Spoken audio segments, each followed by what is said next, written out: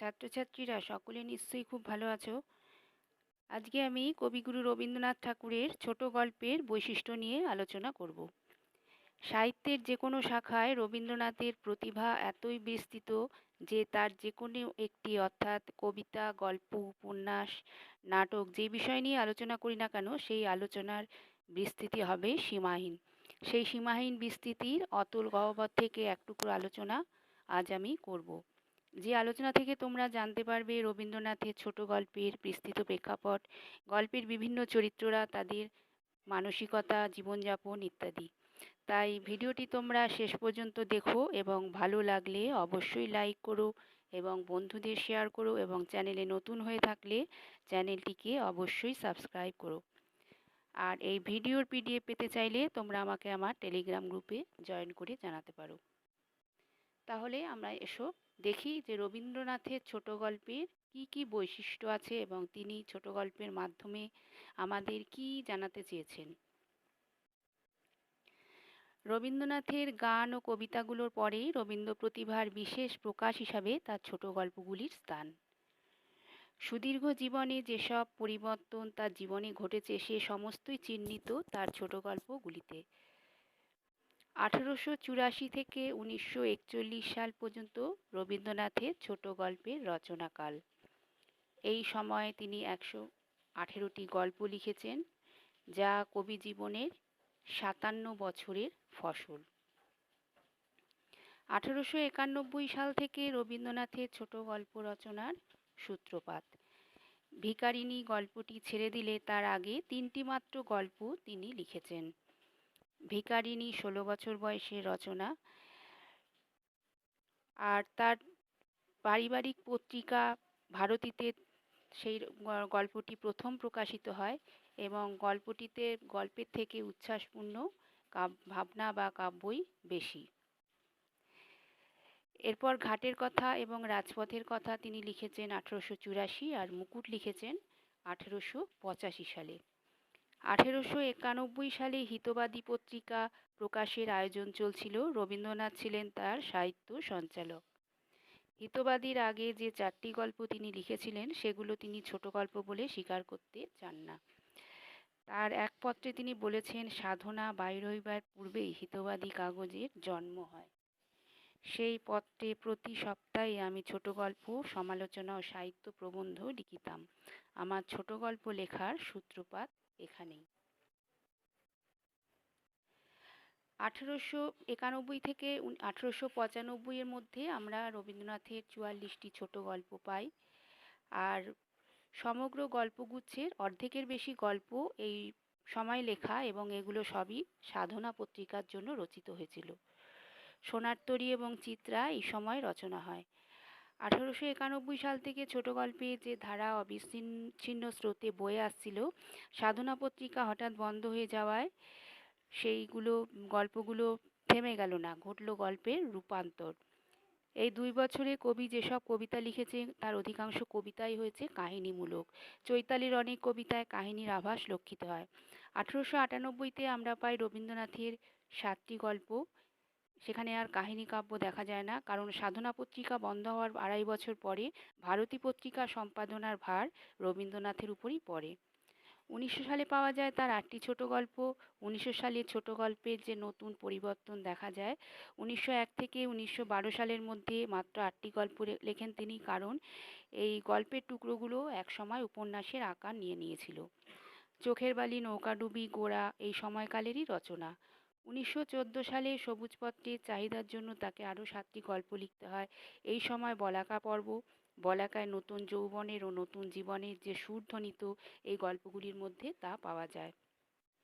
1915 থেকে 16 আমরা বিশেষ ছোট গল্প এই সময় পাই না। এই সময় তিনি লেখেন 2টি উপন্যাস, ঘরে বাইরে, চতুরঙ্গ। 1917 সালে পাই 3টি গল্প, এরপরে 5টি গল্প পাই 1925, একটি 1928, আর 1929-এ একটি এবং 1933-এ শেষের গল্পটি তিনি লেখেন। রবীন্দ্রনাথের অধিকাংশ ছোট গল্পে আছে পল্লী জীবনের কথা। রবীন্দ্রনাথ খাস কলকাতার মানুষ, তার পৈতৃক জীবিকা ছিল খাস পল্লীবঙ্গে। তিনি বিলাত থেকে ফেরবার কয়েক মাসের মধ্যে রবীন্দ্রনাথকে জমিদারির কার্যভার গ্রহণ করে উত্তরবঙ্গে যেতে হয়। সাহিত্য জীবনে বিচিত্র মাধুর্যের মধ্যে হঠাৎ এসে পড়ল বিপুল জমিদারি তদারকির ভার। জীবনের দিক থেকে এই ঘটনাটি খুব বড়। বাস্তবকে প্রকৃতির সাথে জীবনে মিশিয়ে এমন নিবিড়ভাবে পাওয়ার সুযোগ ইতিপূর্বে হয়নি। প্রকৃতি এবং মানুষ মিলে বিশ্বের সৃষ্টি সৌন্দর্য যেন তার সাহিত্যের মধ্যেই সম্পূর্ণ হয়েছে। রবীন্দ্রনাথ বাল্যকাল থেকে প্রকৃতির সাথে পরিচিত হলেও জমিদারি পরিদর্শন ও পরিচালনা করতে এসে বাংলার অন্তরের সঙ্গে তার যোগ হলো। মানুষকে তিনি পূর্ণ দৃষ্টিতে দেখলেন। রবীন্দ্রনাথ ছিলেন ধনী জমিদার। সেই সময়ের পল্লী জীবনের সঙ্গে তার অন্তরঙ্গভাবে মেশার উপায় ছিল না। পল্লী জীবনের সঙ্গে মিলিত হওয়ার ইচ্ছা থাকলেও একটা বাধা ছিল। তাকে দূর থেকে সেগুলি দেখতে হয়েছে। রবীন্দ্রনাথ বলেছেন, ইহা যেন নদীর স্রোতে ভাসমান নৌকা হইতে তীরভূমির পল্লীকে দর্শন।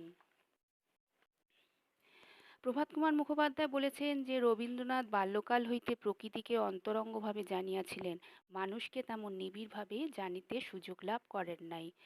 জমিদারি পরিদর্শন ও পরিচালনা করিতে আসিয়া বাংলার অন্তরের সঙ্গে তাহার যোগ হইল। মানুষকে তিনি পূর্ণ দৃষ্টিতে দেখিলেন। শহরে চেনা সমাজ, ইংরেজি শিক্ষিত বিদগ্ধ অভিজাত সমাজের জীবন নিয়ে তিনি গল্প লেখেননি, লিখতে পারেননি। চলমান যে জীবনের স্রোতে ভেসে যাওয়া হয়তো একেবারে অসম্ভব ছিল না, কিন্তু শিল্পী পানের নিভৃত অনুভব নিয়ে ডুবে যাওয়ার মতো অতলতা ছিল না সে দ্রুত ধাবমান জীবনে। পল্লীবঙ্গে অঙ্গাঙ্গিভাবে আছে মানুষ ও প্রকৃতি, জনপদ ও প্রাকৃতিক দৃশ্য। একদিকে গ্রাম ও ছোটখাটো সব শহর, আর একদিকে নদ নদী, খাল বিল, শস্যহীন শস্যময় প্রান্তর। সবচেয়ে বেশি করে আছে রহস্যময়ী পদ্মা। রবীন্দ্রনাথ বলেছেন যে তার সাহিত্যে যেন দুটি আকাঙ্ক্ষা আছে, সুখ দুঃখ বিরহ মিলনপূর্ণ মানব সমাজে প্রবেশের আকাঙ্ক্ষা, আবার নিরুদ্দেশ সৌন্দর্য লোকে উধাও হয়ে পড়ার আকাঙ্ক্ষা। ছোট গল্পগুলির মধ্যে পাই সুখ দুঃখ বিরহ মিলনপূর্ণ মানব সমাজে প্রবেশের আকাঙ্ক্ষা। ছোট গল্পের শিল্পীকে একসঙ্গে হতে হয় গীতিপ্রাণ ও বস্তু সচেতন। ছোট গল্পের শিল্পী তার নিভৃত জীবানুভবকে নানা অভিজ্ঞতা ও পরিচিত জীবনের নানা খুঁটিনাটির মধ্য দিয়ে এমনভাবে প্রকাশ করেন যাতে করে তার আত্মলীন ব্যক্তিচেতনার স্বাতন্ত্র্য গল্পের বস্তুভূমিতে সংহতি ও সর্বজনীনতা লাভ করে। রবীন্দ্রনাথ কলকাতার ধনী অভিজাত ঘরের ছেলে।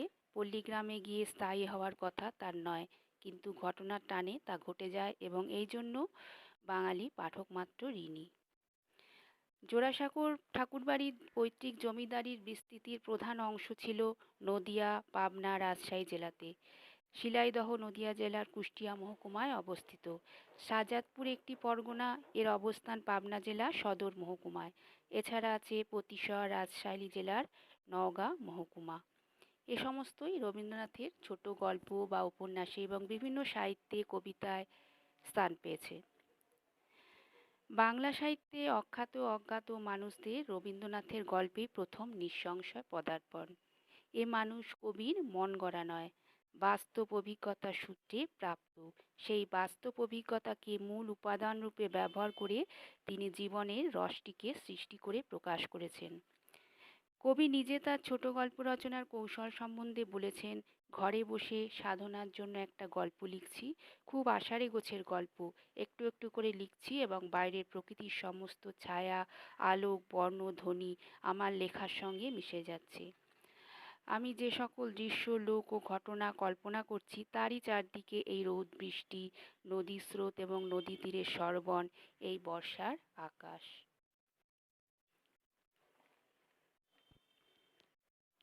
রবীন্দ্রনাথের ছোট গল্পে দেখতে পাওয়া যায় যে বালক বা বালিকার আবির্ভাব। তারা কোনো অপ্রত্যাশিতভাবে গল্পে তাদের স্থান হয় এবং তাদের মুখে প্রেম, করুণা ও মনুষ্যত্বের বাণী উচ্চারিত হয়ে মানুষের মনে এমন একটা পরিবর্তন ঘটিয়ে দেয়, যেমন গল্পগুচ্ছের দুটি গল্প কাবলিওয়ালা ও দুর্বুদ্ধি। 4 বছরের কন্যা মিনি তার অদৃশ্য সঙ্গিনী রহমত কন্যা মিনির পিতার মনে এক অনভূতপূর্ব ভাবের সঞ্চার করে দিয়েছে। কলকাতার ধনী শিক্ষিত নাগরিক ও অশিক্ষিত নরঘাতী কাবলিওয়ালার মধ্যে ভেদ ঘুচে গিয়ে প্রকাশিত হয়ে পড়েছে সেও পিতা, আমিও পিতা। দুর্বুদ্ধি গল্পের নায়ক ছিল পাড়াগাঁয়ের নেটিভ ডাক্তার, দারোগার ঘনিষ্ঠ সহায় ও বন্ধু। এতেই তার জীবনের এক আভাস পাওয়া উচিত। তার 12-13 বছরের কন্যা শশী ডাক্তারের প্রসাদপ্রার্থী সদ্য কন্যাশোকগ্রস্ত বৃদ্ধ হরিনাথের অবস্থা দেখে পিতাকে জিজ্ঞাসা করেছে, বাবা, ওই বুড়ো কেন তোমার পায়ে ধরিয়া কেন অমন করিয়া কাঁদিতেছিল? কন্যার এই প্রশ্নটি তার পিতার দুর্বুদ্ধির কারণ, যাতে তাকে দারোগার বন্ধুত্ব ও গ্রাম ছাড়তে বাধ্য হয়। মিনি, শশী কেউ জানে না তাদের আচরণ ও বাক্যে কি প্রচণ্ড পরিবর্তন ঘটে। রবীন্দ্রনাথ এদের এমন করে মনুষ্যত্বের বাণী বাহক করলেন কিভাবে? হয়তো তার বিশ্বাস, জগৎ পারাবারের তীরে যে শিশুরা খেলা করে, জগৎ রহস্যকে তারা খেলার নুড়ির মতোই সংগ্রহ করে। শিশু ও বালক বালিকার জীবন সম্বন্ধে রবীন্দ্রনাথের কৌতূহল ও সমবেদনা অসীম। গল্পগুচ্ছের অনেক গল্পে বালক জীবনে সম্পর্কিত। রবীন্দ্রনাথের গল্পের বালকরা এরা বিচিত্র প্রকৃতির, যেমন ছুটি গল্পের ফটিক, অতিথি গল্পের তারাপদ। তারাপদ পাছে কোনো বিশিষ্ট জন তাকে আঁকড়িয়ে ধরতে, তাই বিবাহের আগেই তিনি সে গৃহত্যাগ করে। রবীন্দ্রনাথ বলতে চান যে শিশুর সুষ্ঠু বিকাশের পক্ষে অনুকূল পরিবেশের আবশ্যক। শিশুর অনুকূল পরিবেশ তার পক্ষে শ্রেষ্ঠ শিক্ষালাভ। তার সদ্ভাব বা অভাব শিশুর পক্ষে জীবন মরণের কারণ হতে পারে। রবীন্দ্রনাথের ছোট গল্পের উজ্জ্বল, সার্থক এবং বালক বালিকারা। গল্পগুচ্ছের অনেক চরিত্র আছে যেগুলো হয়েছে খুব উজ্জ্বল এবং সার্থক চরিত্র, যেমন রতন, মিনি, ফটিক, সুভাষ, মৃন্ময়ী, উমা, গিরিবালা, নীলকান্ত, তারাপদ, শুভদৃষ্টি গল্পের বোবা মেয়েটি, কালীপদ, সুবোধ, বলাই, গোবিন্দ প্রভৃতি বালক বালিকার চরিত্র যেমন উজ্জ্বল তেমনি সার্থক। এর কারণ বালক বালিকাগণ সহজ ও স্বাভাবিক অথচ সংকীর্ণ পরিবেশের মধ্যে বিচরণ করে থাকে, কিন্তু কোনো কারণে তারা সেই পরিবেশ থেকে বিচ্যুত হলে প্রাণের ভাণ্ডার থেকে ছিন্ন হয়ে তখন মারা পড়ে। যেমন শুভা ও ফটিক। শুভা, ফটিক, রতন, মৃন্ময়ী বা বলাই সবাইকে আমরা স্নেহময়ী প্রকৃতির পটভূমি ছাড়া ভাবতেই পারি না। রবীন্দ্রনাথের ছোট গল্পে বালিকাবধূর দুঃখ বেদনা। বালিকাবধূর দুঃখ আমাদের সমাজে একটি লজ্জাকর শোচনীয় ঘটনা। প্রথম শ্বশুরকুলে গিয়ে বালিকাবধূকে যে দুঃখ ও গ্লানি সহ্য করতে হয়, প্রাচীন ও নব্য বাংলা সাহিত্যে তা চাপা কান্নায় পূর্ণ। কবির প্রথম ছোট গল্পটি বালিকাবধূ নিরুপমার অশ্রুজলে করুণ। তার অবস্থা আরও শোচনীয় হয়ে উঠেছে বিবাহের পণ বাকি থাকাতে। অবহেলায় ও অচিকিৎসায় শ্বশুরকুল ত্যাগের একমাত্র পথ ছিল ইহলোক ত্যাগ করে যাওয়া। খাতা গল্পে বালিকাবধূ উমার অবস্থাও সুসহ নয়, তবে নিরুপমার মতো পরিণাম তার হয়নি। তার রচনাপূর্ণ খাতাখানি অনেক গ্লানি ও কটূক্তি সহ্য করেছে। সমাপ্তি, শেষের রাত্রির মৃন্ময়ী ও মণি বালিকাবধূ। বালিকাবধূর কাছে শ্বশুরকুল যে অসহ্য বোধ হয় তার কারণ, যে শক্তির বলে সমস্তই সহ্য করা যায়, সেই প্রেম জাগ্রত হওয়ার আগেই কন্যাদের বিবাহ হয়ে যায়। মৃন্ময়ী ও মণির দুঃখ অজাগ্রত প্রেমের দুঃখ। হৈমন্তী ও অপরিচিতা গল্পের হৈমন্তী ও কল্যাণী বয়সে ঠিক বালিকা না হলেও বালিকাবধূর দুঃখ ও দুঃখের সম্ভাবনা থেকে তারা মুক্তি পায়নি। আমাদের সমাজে বিবাহিত ছেলেরা বধূর অপমান ও অনাদর দেখে আঙ্গুলও উত্তোলন করে না। এদের প্রতি রবীন্দ্রনাথের সুগভীর ধিক্কার। হৈমন্তীর স্বামী নিষ্ফল আক্রোশে নিজের প্রতি বলেছে, যদি লোকধর্মের কাছে সত্য ধর্মকে না ঠেলিব, যদি ঘরের কাছে ঘরের মানুষকে বলি দিতে না পারিব, তবে আমার রক্তের মধ্যে বহুযুগের যে শিক্ষা, তাহা কি করিতে আছে? বংশ ও ব্যক্তির মধ্যে দ্বন্দ্ব বাঁধলে ব্যক্তিকে বিসর্জন দেওয়াই শিক্ষায় পুরুষ রক্তের মধ্যে সঞ্চিত হয়ে আছে। রবীন্দ্রনাথের ছোট গল্পে দাম্পত্য জীবনের মধুর ও প্রেমময় চিত্র। রবীন্দ্রনাথের উপন্যাসে দাম্পত্য জীবনের মধুর ও প্রেমময় চিত্র বড় একটা চোখে পড়ে না, কিন্তু এমন কয়েকটি ছোট গল্প আছে যাতে দাম্পত্য জীবনের মাধুর্য কোনো আঘাতের দ্বারা ক্ষুণ্ণ হয়নি। প্রতিহিংসা, চোরাই ধন গল্প দুটিতে দম্পতির সংলাপ শুনতে শুনতে সংকোচ বোধ হয়। মনে হয় এমন কথা কান পেতে শোনা উচিত হবে না। এমন পরস্পর নির্ভর দম্পতির প্রেম মধুর চিত্র রবীন্দ্র সাহিত্যেও বিরল। রবীন্দ্রনাথের ছোট গল্পে বিবাহিত পুরুষের দ্বিতীয় পত্নী। হিন্দু সমাজে পুরুষের এক পত্নী বর্তমানে দ্বিতীয় পত্নী গ্রহণ জটিল সমস্যা। প্রাচীনকালে বহুবিবাহ সমস্যা ছিল না, আধুনিককালে সমস্যা হয়ে উঠেছে। বঙ্কিমচন্দ্র তার রচনায় এক পুরুষের বহু পত্নী এঁকেছেন ঠিক কথা, কিন্তু পুরুষের দুই বিবাহ দিতে বাধ্য হলেও দুই স্ত্রীকে একত্রে ঘর করতে দেননি। মধ্যবর্তিনী ও নিশীথের গল্প দুটিতে এই সমস্যা রয়েছে। দ্বিতীয় বিবাহের পরে দক্ষিণাবাবু ও নিবারণের জীবন বিস্ময় হয়ে পড়েছিল। নিবারণের দ্বিতীয় পক্ষের স্ত্রী শৈলবালা মরেও মরেনি, অদৃশ্য খড়গের মতো স্বামী স্ত্রীকে ভিন্ন করে মধ্যবর্তিনী হয়ে গেছে। প্রথম পক্ষের মৃত স্ত্রীর প্রতি দক্ষিণাবাবুকে উন্মাদ করা না অবধি ক্ষান্ত হয়নি। রবীন্দ্রনাথের ছোট গল্পে ভ্রাতৃ সৌহার্দ্যের বন্ধন। রবীন্দ্রনাথের কয়েকটি ছোট গল্প আছে যেগুলো ভ্রাতৃ সৌহার্দ্যের বন্ধনে আবদ্ধ। আমাদের সমাজে ভ্রাতৃ সৌহার্দ্য অতিশয় প্রবল। তার একটি কারণ একান্নবর্তী পরিবার প্রথা, আরেকটি কারণ পারিবারিক বন্ধনের ঘনিষ্ঠতা। অবিভাজ্য সম্পত্তি এই বন্ধনকে আরও দৃঢ় করে, কিন্তু ঘটনাক্রমে সম্পত্তি বিভক্ত হয়ে গেলে বন্ধনেরও শিথিলতা ঘটে। কিন্তু ঐরূপ শিথিলতা ঘটার আগে ভ্রাতৃদ্বয়ের বা নাবালক ভাইয়ের সম্পত্তি রক্ষার শেষ পর্যন্ত তা থাকে না। যেমন দিদি গল্পের নায়িকা দিদি আত্মদান করতে বাধ্য হয়েছে। অনেক সময় আবার সম্পত্তি ভ্রাতৃবন্ধন শিথিলতার কারণ ঘটায়। দান প্রতিদান গল্পে ছোট ভাই কৌশলে এর প্রতিকারেরও চেষ্টা করেছে। রবীন্দ্রনাথের ছোট গল্পে জটিল পারিবারিক বন্ধন। আমাদের সমাজ সূক্ষ্ম ও জটিল পারিবারিক বন্ধন। এখানে দূর নিকট জ্ঞাতি আত্মীয় বহু নরনারীর বিচিত্র সমাবেশ। এতে যেমন মাধুর্য আছে তেমনি সংকটও আছে। সব শুদ্ধ মিলে কিন্তু একটি বৈচিত্র্যও আছে। রবীন্দ্রনাথ এই সম্পর্কে তার কাহিনীকে স্থান দিয়েছেন।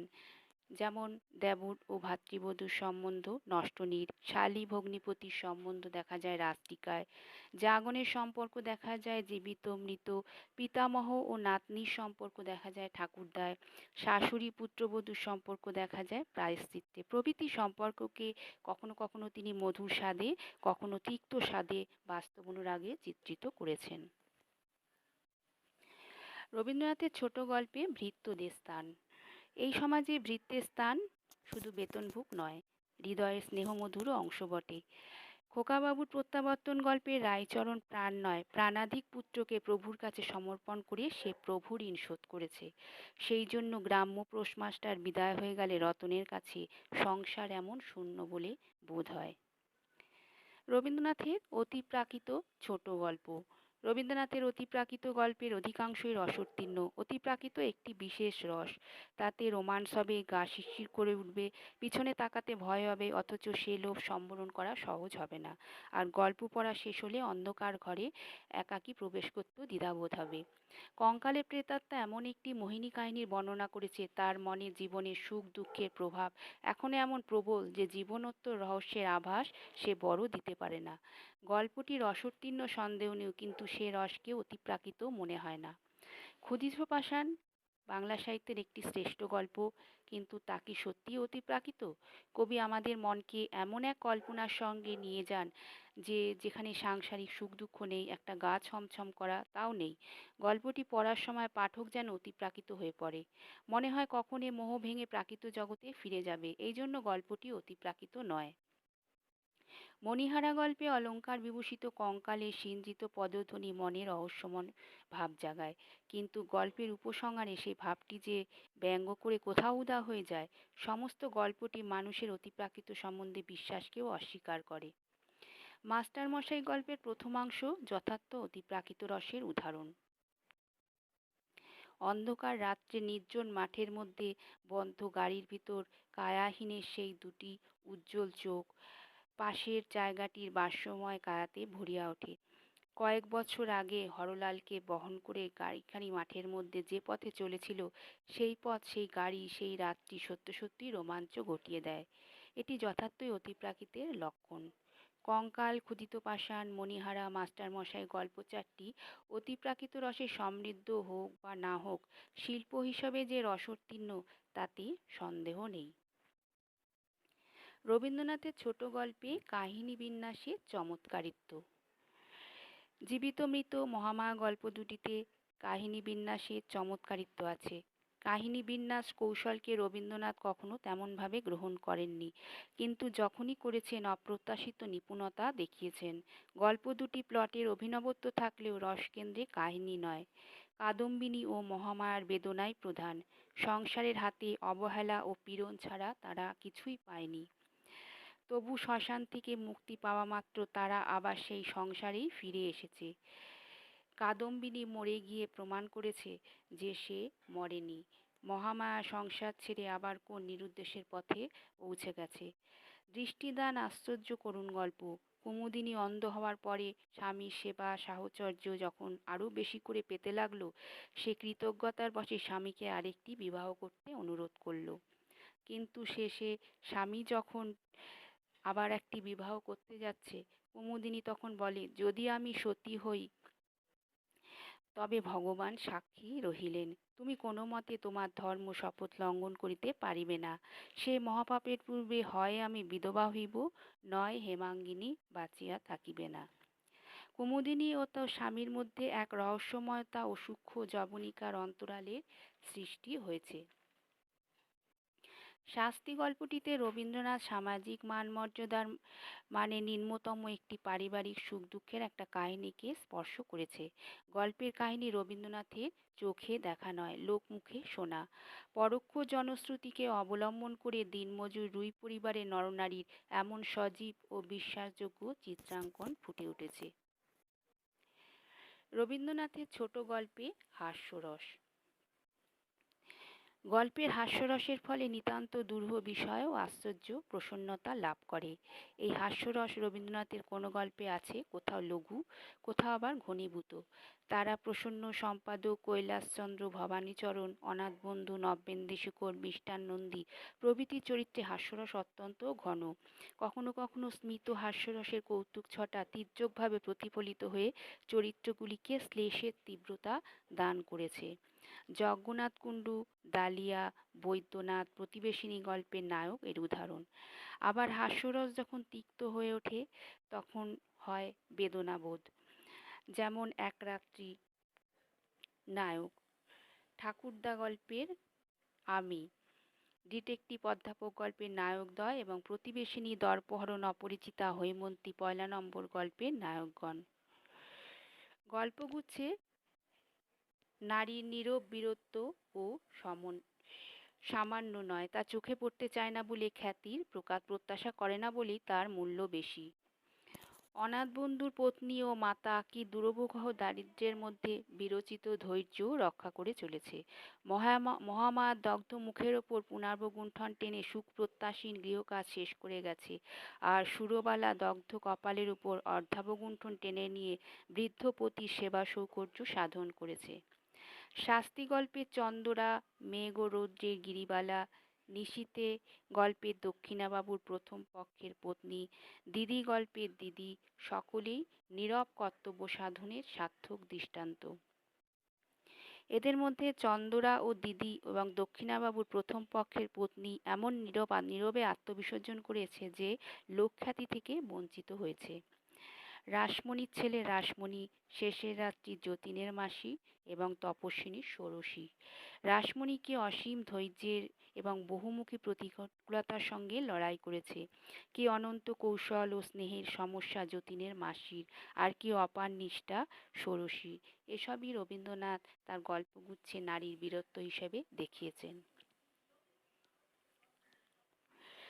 ছোটখাটো কর্তব্য সমাধান ও ছোটখাটো সুখ দুঃখের চক্রাবর্তন পালনের দ্বারা নারী চরিত্রগুলো রবীন্দ্রনাথের গল্পে এমন একটি সম্পূর্ণতা লাভ করেছে যা পুরুষ চরিত্রগুলোতে বিরল। পুরুষ চরিত্রগুলো হয়তো বৃহত্তর, কিন্তু নারী চরিত্রগুলো পূর্ণতর। পুরুষ চরিত্রগুলো জটিল, নারী চরিত্রগুলো সে তুলনায় সরল। গল্পগুচ্ছের অনেক গল্পে আছে ভাবোচ্ছ্বাসমূলক গল্প, যেমন জয় পরাজয় গল্পে পরাজিত শেখর কবির মৃত্যুপূর্ব উক্তি একটি মনোমর ভাবোচ্ছ্বাস। অনেকে একে গীতিধর্মীও বলবে। স্বয়ং কবি কঙ্কাল ও ক্ষুদিত পাষাণকে গীতিধর্মী বলেছেন। দুরাশা গল্পের নায়িকা বজ্রাতনের নবাব কন্যার মুখে অনেক ভাবোচ্ছ্বাস আছে। স্থিরপত্র গল্পে মৃণালের পত্র সমস্তটাই একটি সুদীর্ঘ ভাবোচ্ছ্বাস। তাহলে রবীন্দ্রনাথের ছোট গল্পের বিভিন্ন বৈশিষ্ট্য এবং তাদের চরিত্রদের নিয়ে আমি এখানে আলোচনা করলাম। এই আলোচনাটি অনেক বিস্তৃত হতে পারত, কিন্তু সময়ের অভাবে আলোচনা সম্ভব হলো না। ভিডিওটি যদি তোমাদের ভালো লেগে থাকে তবে ভিডিওটি তোমরা অবশ্যই লাইক করো। আর তোমরা যদি লাইক না করো তাহলে আমার বোঝার অসুবিধা হবে যে তোমাদের ভিডিওটি ভালো লাগছে কিনা, এবং পরের ভিডিও করার জন্য আমি তাহলে প্রস্তুত হতে পারবো। এবং বন্ধুদেরও শেয়ার করো, এবং চ্যানেলে নতুন হতে থাকলে চ্যানেলটিকে অবশ্যই সাবস্ক্রাইব করো। আর এ বিষয়ে যদি তোমাদের বক্তব্য থেকে থাকে তবে কমেন্টস বক্সে কমেন্টস করো, এবং আমাকে টেলিগ্রাম গ্রুপে জয়েন করেও জানাতে পারো। আজ তাহলে এ পর্যন্তই। ভালো থেকো সকলে।